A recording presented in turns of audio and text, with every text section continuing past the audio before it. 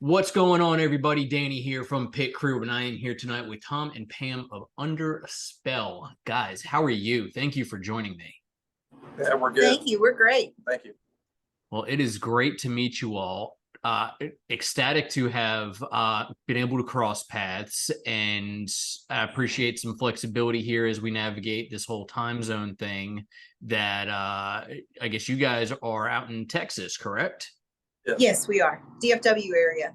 Fantastic. So let's not talk about the heat, because as much as I would like to complain, I probably have nothing to stand on. So let's talk about some music. So Under a Spell, kind of gloomy, doomish, with some insane shredding and some incredible vocals. So let's unpack this a little bit. How long have you guys been doing this? Talk to me about the band, the history. Can we get like a 30-second, 60-second elevator speech of who is Under a Spell? We call ourselves vintage modern metal. I bring the vintage.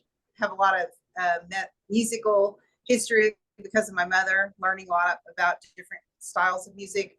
We also have been together 6 years. This October will be a band 6 years. Congratulations. So, thank you. Yeah. And Tom and I basically started the band. We had it before from 2007 to 2010, but it's like a business, so we didn't find the right players at that time, so we took a hiatus, and we came back in 2017 and just started again. And this time around, we've had a great success with what we've been trying to accomplish. Yeah, currently right now we got a really solid lineup, so we're pretty happy with how everything's going. With Sturgis, being lead, and then we've got Peyton McMeans on the drums, and Pete Burns on bass, and I mean, they're just phenomenal musicians. Yeah, great musicianship, it makes me want to be a better player. You can't ask for more when you're surrounded by others that are just always inspiring you. Yeah. So Pam, you mentioned your mother as an inspiration. Can you talk a little bit about that and kind of the style that she dripped onto you and where that's led you? Because I will be completely honest, listening to y'all's music, that voice just stands out. Oh, thank you. So let's get some background on that. Wait till you hear the new stuff we're gonna release soon. Well, my mom, I grew up, I'm a child of the 70s, and basically was a teenager in the late 70s, and I was influenced by Heart. Ann Wilson is like my favorite female singer of all time, and that's who I basically jived with and always sang to her albums. But with my mother, it was constantly Joni Mitchell, Carly Simon, Burt Bacharach, Dionne Warwick. Then, we would get into Crosby, Stills, and Nash and Young. I mean, I'm talking old music. So I know a lot of that music. And my son even goes, "How do you know all that?" But, that's kind of grew up in it. Yeah, I grew up in it. And, and all the late 70s, Rush, Zeppelin, all that type of music was what I grew up on. So that's why there's the vintage with our music. I think that's awesome. And I'm going to pause for just a second and attempt to get my dog back in a little bit of under control. So I apologize. Bear with me. No, we understand. That's why we came into our rehearsal room, because our dog will start trying to talk to you, and we won't get. Usually she's really chill by now, but just animals. No, I'll be right back. I'm so sorry. No, we understand. Yeah, do your thing.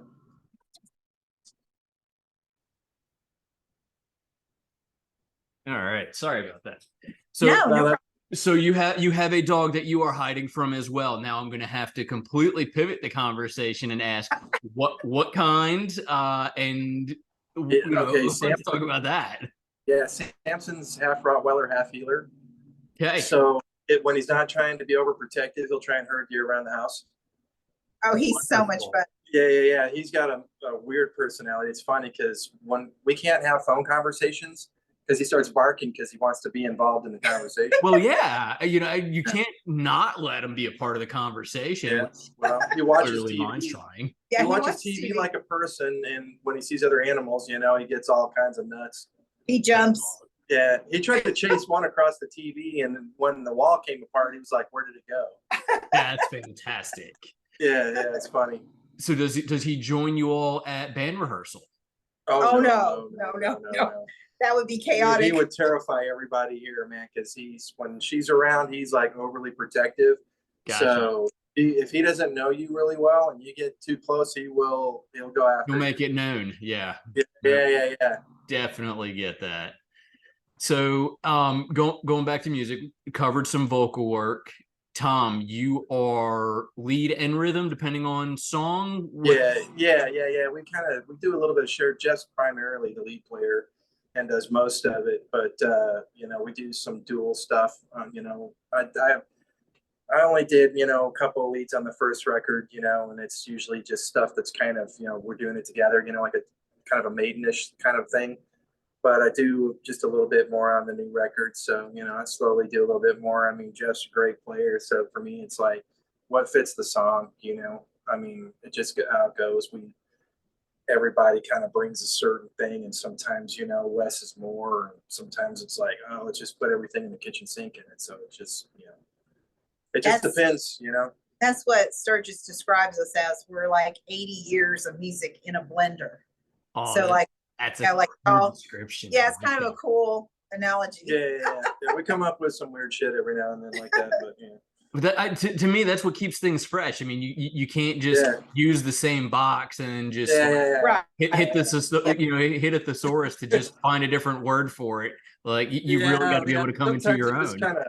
It's good because sometimes that stuff just comes out because the last thing I really want to do is sit around and try and think, okay, what kind of analogy can we use now? And if I get into that mode, I'll be doing it forever. So just good to kind of just do your thing and let it just come out, let it be natural. It's more believable. It is. It definitely. So it always hits a lot more genuine that way. Yeah. Now, you've already mentioned new music a couple times, so I'm going to poke this bear, and I don't know what you can and can't share at this point. So, is there a timeline that we could expect some new stuff coming out? Well, it's in the mix stage right now, and Sturgis is doing it, and we don't want to rush anything. The pre-mixes and stuff, and all the tracks really came together the way we wanted it to. We actually started this right before Peyton joined us on the drums. So we have Matt Thompson from King Diamond on drums. That's a great guy. He is so nice. Super, super nice guy. I mean, so down to earth. It was just, he totally got us. I mean, we only had to ask for like 2 or 3 small renditions. I mean, 97% of it was just like, wow, let's replay that part because it fits better with his drums. We liked how he played it. So we did, we took a little extra time that we decided, this is better. Let's do this while we've got it. So when we let it out, it's exactly how it should be, So all the recording's done. He's mixing it. We're hoping to have first rendition in about a week or 2, a couple of weeks, and then we'll probably, our hope is to have it ready by fall, but I don't want to put a specific date because when you do that, I don't want to jinx it. So especially when you're doing it yourself, because personal life, work, all that kind of stuff comes into play. Yeah, but you don't have thousands of dollars to be like, hey, Mutt Lang, make us the next Def Leppard, But we guarantee this recording is going to be a lot better than the debut. Oh yeah. A lot better. It's heavier. It's better produced. The pre-production went better. Recording went better. When we got recorded the first time, there was a lot of engineering mistakes and flaws that happened. Our drummer was going through the drummer we used for that record was going through a lot of personal stuff. So there's just, when we kind of look at it, we're like, we were kind of stuck and we wanted to get something out. So we just bit the bullet and went ahead and did it. But this time around, we're kind of paying a little more attention to the small things. Learned a lot. Yeah. Well, I mean, it certainly sounds like that. And, it's always nice to see people recognize, but not just crap all over it and say, like we picked up a lot of really good tips and we've been able to learn from there and implement some better methods and Oh, yeah. I mean the excitement's definitely there. So is this going to be a full length? Is it an EP? Is it all No, dropping at once? Is it, what's the release plan here? well, we shot a 4K video for one of the songs, and it's basically like, sometimes, and we got told this last time too. We like, for some reason, some of our songs are 8 minutes, 10 minutes long. It just happens, and we got one that's about 8.5, and we did a video, 4K video with it. Because it has a good story. Yeah, it's called Gothic Waltz, and we have actors in it and everything. It's a really cool location. So we'll probably drop that first as a single, maybe squeeze another one in around something. We're kind of throwing the idea of maybe doing another video as well. But it's basically an 8-track length altogether. Actually 9. Or 9. Yeah, it is 9. Because our song Freya has 2 parts.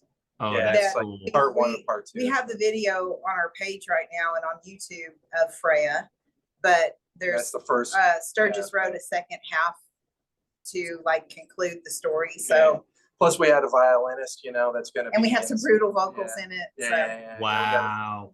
We had a good friend of ours that's in a couple of really good bands from here. Colby Rogers came out and threw down some heavy vocals for us, which was really cool. So That is fun. Well, and even just hearing y'all talk about it, like I feel the influences of that 80 years worth of music and being Oh, yeah. a blender. I mean, Um, just the length of the song, the style, the story. and like- not all of them are that way, but to have Yeah. anything that's able to grasp onto these other concepts and not some Sure. cookie there's cutter. there's pretty good acoustical parts throughout some of these songs. So we do like to do acoustic stuff. We got on the first record, we'll have it on this one, and of course it's probably going to end up being on every record we ever do. It's just, I like doing stuff on acoustic, and sometimes I like starting riffs acoustically because it just has a dark feel in a way to it when you're writing sometimes. But yeah, it's going to be really good, man. We do it a little different on this one, and we're super happy with how it is. That's really awesome. A huge congratulations in advance. I know that Thank you. there's a lot of blood, sweat, and tears that goes into anything of this level of passion. So yeah, well, her exciting. talent's really good. Yeah, well, Pam's talent will really shine on this too, because we all the tracks are her. There's all it is EQ and just compression. There's no reverb. There's no delay. There's none of this, stuff that they do with every single vocalist. It seems like out there in today's world where they got out 1,000 effects on it.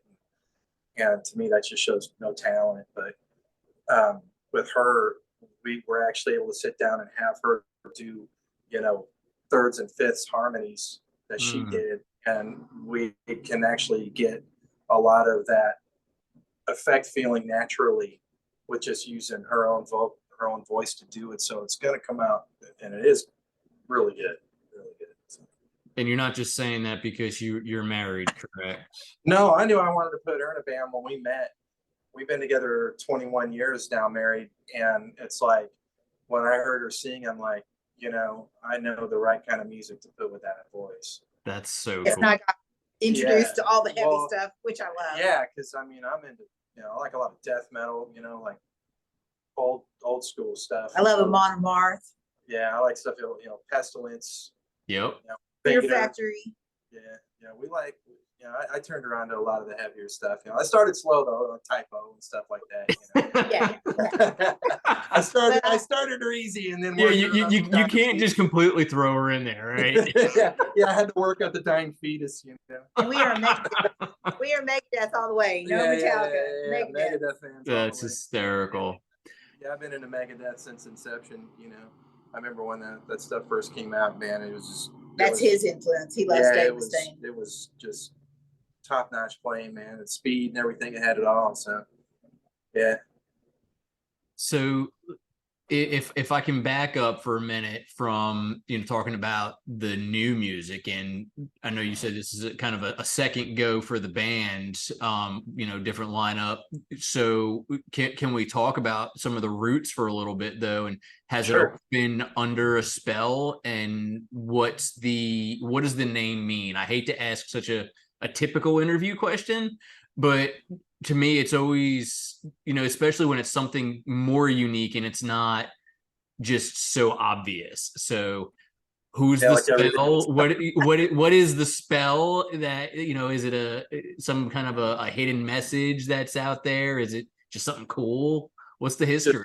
Just the enchantment of it. Yeah, like we're gonna pull you in. We're gonna pull you in and put an enchanting spell, Yeah. The music does does the seance, if you will. And I've always been drawn to magical things. I mean, as a child, that's always what I, was always interested in, and stories, and, just, Dracula, all the, witches, all the, cool gothic-y type things. Like the song "Crushed by the Stones," elves, even that stuff. About the Salem witch trial and how they piled stones on the woman until she was dead, and saying that, did you realize that maybe they were healers and blessed from above? That's like what one of my, because women were at that time healers. That's what some of their jobs were, to go in and help people that were very ill. And so but and I'm sure killed their own doctor. I'm sure there were some little evil ones too, but always are. Yeah. Well, they were the fun ones, Yeah. So you guys also moved around a little bit too, if I remember seeing, and if I was reading the bio, I think you all kind of transplanted to Texas over time. So have you seen regional kind of a regional influence on you all and how you go about music now? Like, did time in Virginia any cultural weight to how you guys go about music in any way, anything like that? No, we just always been. We just don't. We don't have. I don't know. It's not like that. We just kind of. We try not to stick to anything in particular. I mean, we've got riffs, on some of our stuff that sounds like it walked out of the '70s. We got stuff that sounds doomy. Yeah, we got stuff that's doomy. I mean, that's just. I don't know. Our cultural part with the music is just the history of music itself, what we like in the music and stuff like that. I mean, you are who you were influenced by, so, I mean, we've had people go, man, that part sounds like Slayer, or, a lot of the heavy bands around us are like, man, if Heart and King Diamond had a kid, you'd be it.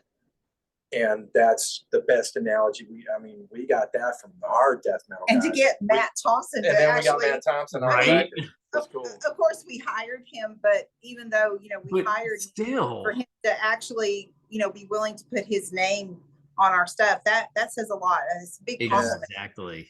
Yeah, and he actually gave us a really good compliment too, out in the open on his Facebook page. He actually gave us a really nice compliment. I mean. And we're going to own it. Hell yeah, you should. I mean, come on. That's when you just start walking a little bit taller, Yeah. So how does something like that play into your daily lives? Is that something that like your neighbors understand the depth of something like that, or is it like the neighbors are like, oh hell no? Oh yeah. Because like my son, he started doing he's into the web designing and all that kind of stuff, writing code and everything. And he went to work for a guy, and he's wearing one of our band shirts. So we're like, hey, we want our website, spruced up. So see what you can do with it. And his boss was like, oh, it's too Satanist for me. I'm too Christian. Because we have the Cavacula Knox. We have the Cavacula Knox, and they see it and they're like, oh, it's so evil. And we're like, okay. Yeah, but the Cavacula Knox is a witchcraft symbol, but it has two different meanings. It's the key to the door of the night, and also it's the key to new experiences, which also ties into Underspell, where a new experience in music, like enjoy the new experience with Yeah, us. we don't you know? look at it like Satan has anything to do with our influence or anybody. It's just, we kind of, I mean, we do fantasy stuff, but man, we've also got, like on the new record, we got a song called 2020, and it kind of talks about how everybody was just mindless through all this The stuff. pandemic. The whole pandemic, how everything's played out. I think a lot of people have probably written songs about that subject. Well, yeah, I mean, it's a part of your environment. You kind of get that way to a point, but then amatory is like pretty sexual.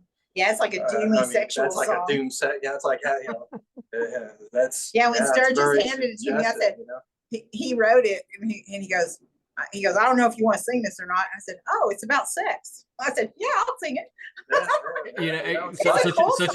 Such a taboo subject. People don't know what that means anymore, right? Yeah. Come on. Oh my God, don't talk about that out of the bedroom. What the hell? Now the only problem is there's too much out of the bedroom. I mean. Yep. Yep. Spot on there too. Look, everybody's got the right to do what they want to do. We solely believe, we live in a country where, look, we got the freedom to be how you are, but I think it's wrong when you start infringing on other people's freedoms. At a point, we have to be civilized and just be like, hey, look, there's no need for all this mess. Exactly. Well, we try. We don't like political and stuff. The thing like.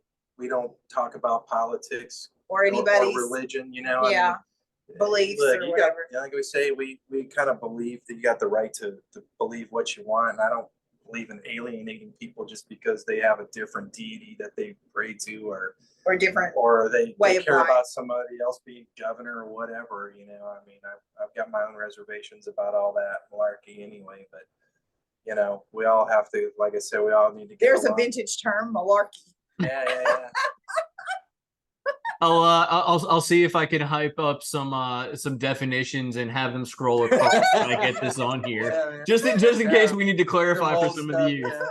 Yeah, we don't use hearing aids, we use horns in the ear. That's awesome. Yeah. So let me ask this, because you mentioned the pandemic, and obviously you have a song that kind of ties into some of that, but you also mentioned, if I heard, so when you guys got back together and restarted the band, it was 2017-ish, and then obviously pandemics happened, and now we're getting out of the pandemic and we're a couple of months out from some new music from you guys. So how has the band and just the whole dynamic of being involved in music evolved over, it's really not been all that long, but there's just been so much that has happened. So how has that impacted you all? It's impacted everybody hard because we rehearsed all the way through it. I mean, I lived my life normally. Look, if we're all meant to die from a giant plague, there's nothing we're going to be able to do to stop it. It's happened throughout the entire history of man. I mean, there's going to be crap that happens, that people go to war. The big majority of people, it's kind of like George Carlin. We're not in that club. And so, beforehand, in the scene here, it tends to be a little cliquish, and it's kind of disappointing. You see people go to like Black Label Society, man, and you'll see thousands of people there, or Megadeth. And then you go to a local show and there's like 30 people in the room. And these are some to go. And I'm talking, these are some great bands. I mean, I'll stack some of the bands here with any, I mean, you look at bands like Chemicost, Iron Jaw, I mean, there's some bands here that are just really full of talent, they're tight, they got it going on. And it's just like, man, there should be a couple hundred people, man, going ape shit to get in the door to watch these. I mean, especially for the ticket price. Right. You're paying a lot less money. And, a lot of those older bands, I mean, look, Ozzy's done. He should be. And half of those other people, I mean, being on stage at 80 years old and shit's getting a little bit kind of, okay, come on. Yep. I know when it's time for me to be done, I'm going to be done. I'm not going to sit here and try and float this crap until I'm 80, Then it's RV time. Yeah. I mean, we're going to get up, travel around, drive along, get drunk, smoke pot, do all the shit we're not supposed to do, whatever. have a good time, you know, I mean, enjoy it. I mean, I look at some of them, I'm like, man, you're not as good as what you used to be. You should have left when it was right. You know, it's like a fighter. You know, hey man, it's time to quit. You can't spell your name anymore. You know what I mean? Yep. It's Yep. done.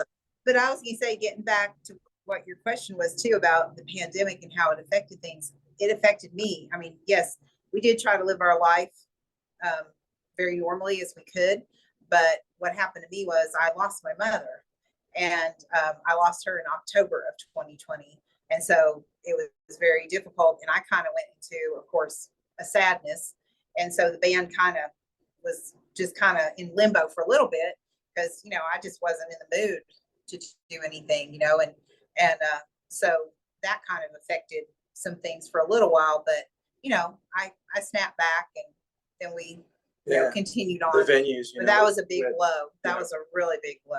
That was hard. I can imagine. Plus I'm the sorry show- for that loss. We had shows Thank you.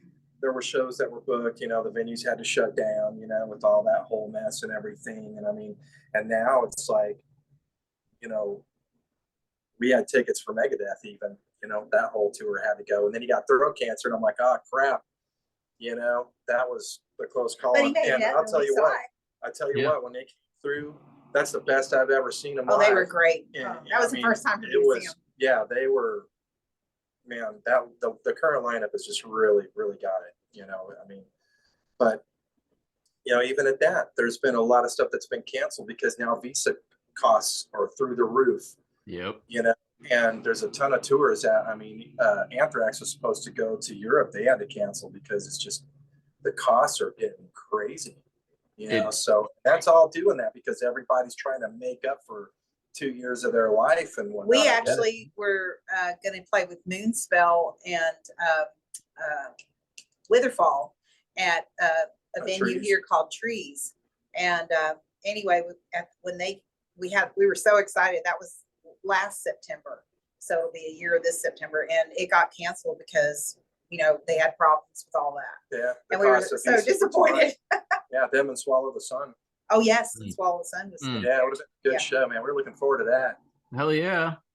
Yeah, but and we've played with Tyr from the Faroe Islands. We've got to play with them twice, and that was really cool. We Opened up played the with show. Orphan Land And twice. Orphan Land is Out of incredible Israel. too. We played with, and we hope someday that they'll get to come back and we maybe could do it for a third time. Yeah, we still converse with those guys. I mean, they're super cool. I mean, it's nice. Yeah, when they're you really meet guys down to like earth.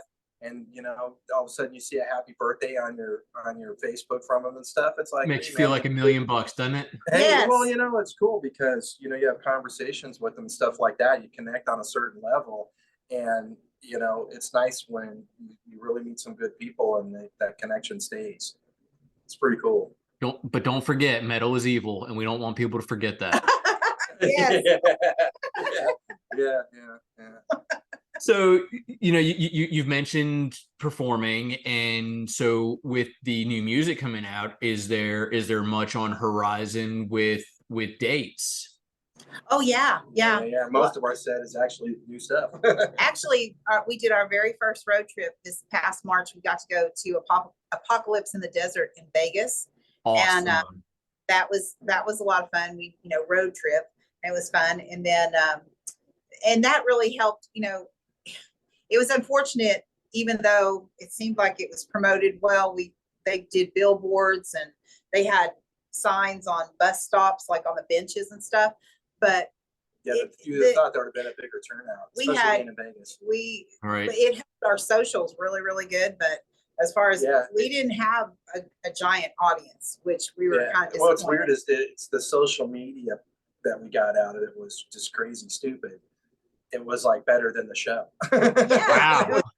Yeah, it was weird. We're kind of like, how did this work? And we had one photo. We went ahead and stayed old school, like in one of the old casino hotels, right there.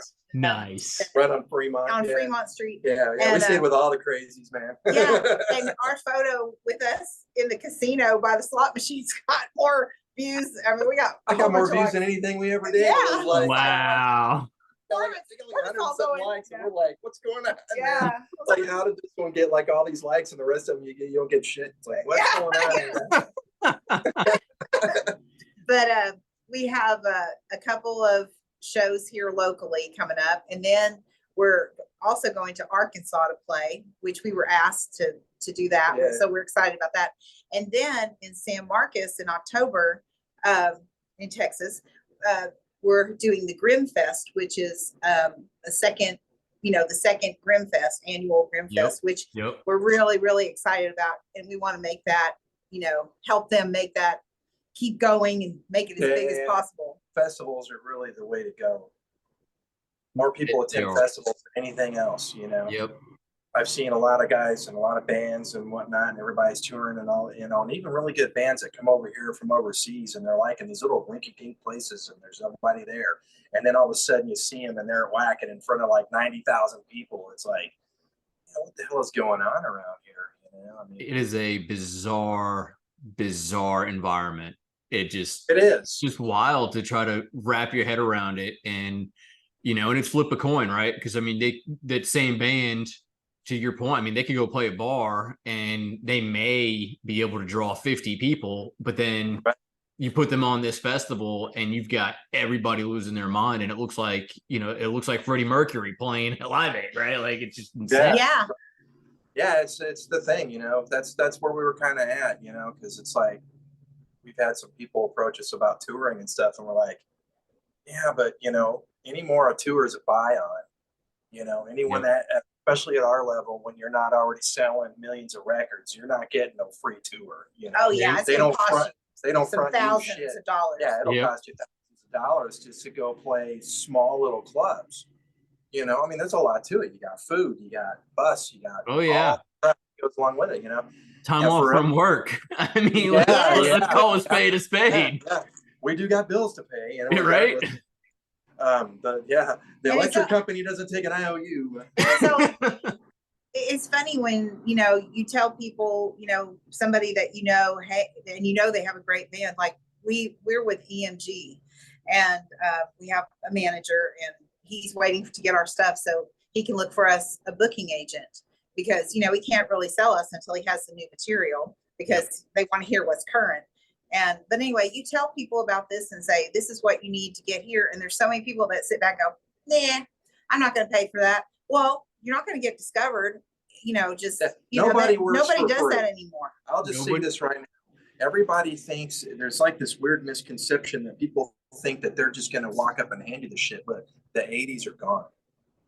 Those record labels are putting money into people other than heavy metal. It's just the way it is, man, because country music and all that pop rap crap, the Taylor Swifts and all that processed bullshit is what's is making them the money, because everybody feeds into that garbage, but so it costs. Everything has a cost, nobody, you talk about, oh, you pay your manager. Okay, go ask Iron Maiden how much they pay their manager.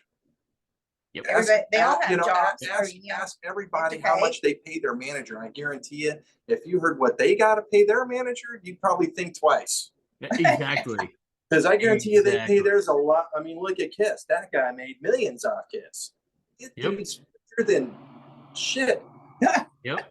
I can't afford to pay a manager that kind of money, but what we do, we split. It's very reasonable. All the members, and it's done stuff for us. It's gotten us some endorsement deals. It's elevated us a little bit. We hashtag them on everything, and then they share it. We got look, man. One of my favorite death metal bands from when I was a kid is on EMG, and that's Atheist. And it's like, hell yeah, man, I'm down for being with that, but it has helped, and you have to use people like that. You want to stick to local bars, you don't need a manager, because you can just call the local bar and go, hey, you got an open slot? Yeah, come on down this time. Okay, cool. And you're going to load up your crap like the rest of us do, and you're going to be the one using your gas money and all that, and hope you get a little bit of money at the door. Yep. That's just how it works. And we really, all we want to do, we enjoy it. We just want to play festivals. That's our main goal. We just want to play festivals. We're not really sure about touring, because again, it costs a lot of money and everybody has to take off work and things like that. We'd be interested in doing like a Thursday, Friday, Saturday, something like that, and tying in some shows together. But it's very difficult to join a tour unless you have the financial backing. and they go, "Hey, you guys are the best thing since sliced bread. Here's a check for unended amounts of zeros." And hell Right. yeah, I'll live on the road. Screw it. Yeah, actually, I got an email the other day that somebody died, and I just have to click this link, and I could get all those zeros, and they'll just wire it to my bank account. So if I click that link and I link up with this guy, I promise you, he sounds like a good guy. He's got to be good for it. I'll send you all that money. I promise. Oh, great. Hey, Oh, all right. oh, Yeah. good. Yay. Yeah. And then the guy in Zimbabwe's got your bank account. Yeah, right. And you wake up and you're in the hole about $5,000. Again, I mean, but you know, it's I joke, and obviously, I mean, I'm cynical about this crap, but at the same time, you know, it goes right back to what you said, right? The band is a business. It's meant to have fun. The right people in the right spots do have to get paid. We do all have to find a way that we can all coexist and make this engine turn back the way that it should, because otherwise, I mean, it's just going to die out. And we can't have that. Like, it's just unreal. Right. You know, it really is tough because, you know, it's like now, it's like nobody wants to leave the house because, like, how we're on Zoom and we're doing this interview. Now everybody's just putting a video camera in their rehearsal, and it's like, you know, this night only, or they're trying to sell tickets for an online concert. And I'm like, man, that sucks, because they're playing to a click track. There's no energy. There's no, you know, there's no long beer line, or God, it took me 30 minutes to get in the bathroom and take a leak, you know. I mean, but that's the fun shit, right? That's the experience. Yes. You know, it's like when I can remember when we went and saw Iron Maiden, and they were on the Live After Death, and the Power, you know, they had Power Slave and all that, and they were doing the big tour, and we actually caught them at Red Rocks, Colorado, right? And there we were, man, just shit-faced hammered kids in the bathroom, man. We all had to share the toilet because it was so packed to get in there, man. It was like, you had to pee. But we're all drunk singing Breaking the Law at an Iron Maiden concert, right? But that's the experience, man. I'll never forget that crap.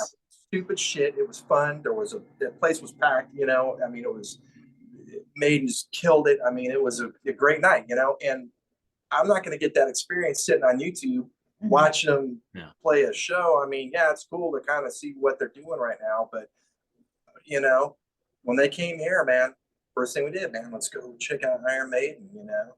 First time we saw Ghost, too. A lot of guys don't like us. We like them, man. They have the great theatrical show. Their shows are amazing. Hands down. Because I like the theatrical stuff. Yeah, you know, usually try to not, you know, do poser shit, but, you know, hey, you know, Ghost was pretty good, man. I give him credit, man. And he has a great voice too. Yeah, they were good. I always look at vocal ability, of course, you know. But yeah, it's really good. But there and again, man, you know, you don't get that experience of that being live. I mean, it's just the sound quality is different, man. You know, it's like it's raw. And so here's the one thing I would add, and I don't think enough people probably recognize this as an opportunity. So this is just me getting on a pedestal because you opened this door. So I'm sorry. You know, here's where I think live streaming can really boost concerts. There is an entire market of people that can't go to shows, physically unable, or something like that. So if you're, you know, not the, hey, I'm going to book a venue and get all of this gear in here and let the band play to nobody, because they need the energy to feed off of and do better. But if those are the shows that are getting live streamed, like what you used to be able to see on like on an HBO Reverb or on an MTV concert kind of thing, to be able to live stream that for the people that can't go to shows, like, to me, that is an amazing opportunity that needs to yes, you're right. No, and I get it. It's like, you know, we watched Megadeth, you know, in Budokan, you know, live stream, because, you know, I don't have money to jump on a plane and go over to Tokyo. Right. And the tickets are like, yeah. You got to be rich to get in that show, you know. And I get it. No, I'm totally cool with the live stream of live shows like that. That's the thing. Exactly. The band playing to a packed house. I mean, it was sold out, right? Budokan is always sold out. That's why that's the mecca, right? So, Right. but to me, it's like, that's the live stream. That's what I want to do. I don't want to live stream in here because it's just like us goofing around. And I don't know. I make mistakes when I'm in here. So I don't want anybody to hear that shit. Right. Like, you're going to take it a lot more serious if you've got a packed house in front of you. Right. Yeah. These, you know, you drummer picks up on that, and then it sets the whole tempo of the evening, right? And it doesn't sound stale. So, you know, listening to records is great, and I love it because, you know, there's a lot of music I like to listen to records, but there's nothing better than a live experience. Yeah. And it's just really good. And I mean, even, yeah, if you got to live stream it for people, man, I totally get it. Cause I mean, there's people in countries that can't get to do shit, and, you know, that is their escape. And I totally understand that.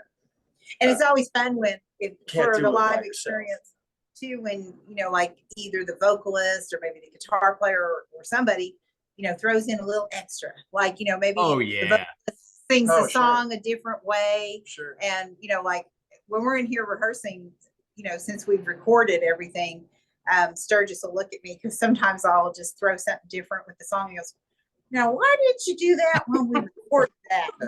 You know, we tell her she's Steven Tyler's a lot. Yeah, I Steven Tyler, you know, with my stand and everything.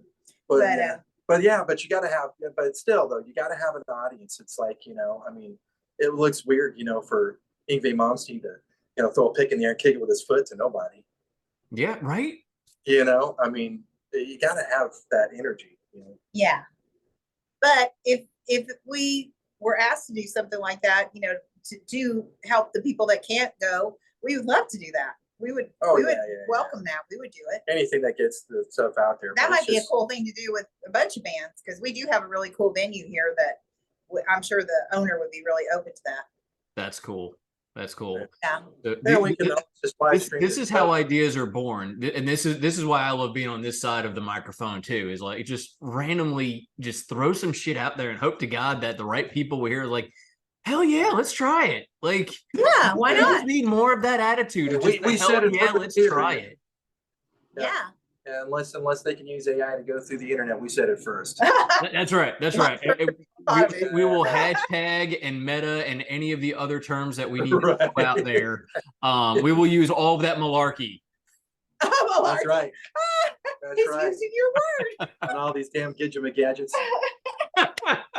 Gadgets. Yeah. Oh, I'll get even older school and watch it. Well, guys, I want to be mindful of time. I know, you know, we've joked about the times that these are, and we know that people, unfortunately, will probably fade their attention spans out at about this point. So sure. I do want to comment one more thing while I have you and kind of just bring it all home. So one of the things that I read about you all kind of getting ready for this interview jumped out at me and just struck me in the heart. And so I'm going to read it verbatim because I'm not going to try to paraphrase it. So Tom and Pam's legacy to their children and grandchildren. Pam wants them to know that if you have a dream, you should go for it. And just the fact that you put that out there in just the boldness and just the wanting it out there in the air for everybody, like that kind of a mindset. And maybe it's because I've got smaller kids and I'm thinking along these lines now, but something like that, it just, I don't know, it hit. It felt great. And then to see the way you guys present yourselves both, you know, in the interview, but also getting to listen to you all. I really just want to commend you all for doing what you do and say it's really fucking cool. And I'm truly blessed to be able to have the opportunity to connect with you all. Yeah, sure. We're an open book. Yeah, we love talking to you. Yeah. So is there, we've covered a lot, but is there any last advice that you would give to the kids that are at their houses saying I want to pick up an instrument and I want to start a band? Any advice for those that are just wanting to get out there? Practice every day. Yeah. Let it consume your life. Like, you know. And don't let any negative comments discourage you. Regardless of what it is. If you like sports, man, just don't stop. You know what I mean? Don't quit. Don't let it discourage you, because we all started knowing nothing. All the great guitar players, the bass players, the drummers, the vocalists, it all started from not knowing anything. We all had to learn it. We're still learning now. I learn from Sturgis every time we play. I learned from Pete. I mean, the guy's an incredible bass player, and he's also a great guitar player. You know, our drummer can play guitar, but you know, he makes a 4-piece kit sound like someone that's playing 10. You know, Oh, he's incredible. I mean, it's just that great. We got blessed. And yeah, we really did. I mean, it worked out. And so, but we're all still learning. We all look at people and our peers that are better than us going, how are they doing that? We try to do things and come up with stuff. And we listen to what people are doing out there. And so you never stop learning and just keep it going. Don't quit. And also, kids, do not let any parents or family member discourage you either, because if they say, oh, well, I don't want you being a musician, you need to do this, you need to go into a corporate job or something like that. No. You keep striving to do it. Yeah. Even if you have to do it in secret or whatever, just keep going, because believe it or not, you have to follow your dream. Believe it or not, even though I have that as my, legacy to my kids and my grandkids, my children don't support this. They don't. They think I'm silly and that I shouldn't be doing it. And they never have. We're too old to be in a band. And, and the more success that this band gets, the more I'm just proving to them that but it doesn't bother me, because I'm going to keep doing it. Just like I just told you, negative comments are not going to stop me. But look, it's very tough to make it in this business. There's no lying about that. It is dog eat dog. There are shit tons of people out there that are going to tell you suck all day long, but you know what? Prove them wrong. Mm-hmm. That's what I'm doing. The best thing you can do to somebody when you're making a point and your conviction is correct, just prove them wrong. You don't have to be nasty about it. You don't have to go ha ha ha, nana nana nana, or any of that kind of crap. Just show them. Just show them. And show them that it doesn't bother you, because that crap don't bother me. I mean, people talk shit about people all the time. So what? Who cares? Just let it roll off your back. Yeah, brush it off, brush the dust off your shoulders and get walking. Don't let that shit get you down. You got to toughen up. I mean, you got to have thick skin to be in any kind of entertainment business. You have to. People even in the famous world, man, they get dogged out all the time by certain people. All the time. Look at how many people on YouTube, man. Oh, she's this or he's that, and and they're always, look, people, it's sad, because apparently something in their life's got them all kinds of twisted to thinking that they got to talk shit about somebody to make themselves feel better. And don't let those people run your, walk with people that support you and they're there for you. Don't walk with people that are like that. Don't walk with people who are fake. Walk with people who are real. When you get older, don't go sit in a chair and die. Well, look, get up and do something. Even there was an interview with Chris Brown. Be a metalhead. And that's right. All the guys in the sports and stuff like that. And I mean, look, most guys pick up the guitar because it gets girls. Yeah, and that's true. Yeah. Well played. But just never give up. Follow your dream, man. Yep. Don't ever let anyone stifle your dream, and only be around people who want to see your dreams realized. Yep. Awesome. That's really, really great advice. And again, metal forever. Under a spell, Tom, Pam, I can't thank you guys enough for giving us some time with Pit Crew tonight, and just wish you guys all the best. Can't wait to hear the new stuff as it comes out. So please keep us posted, and hopefully we'll get a chance to do this again soon. Of course. Anytime. Hey, you all have a great night. You too, Danny. Thank you.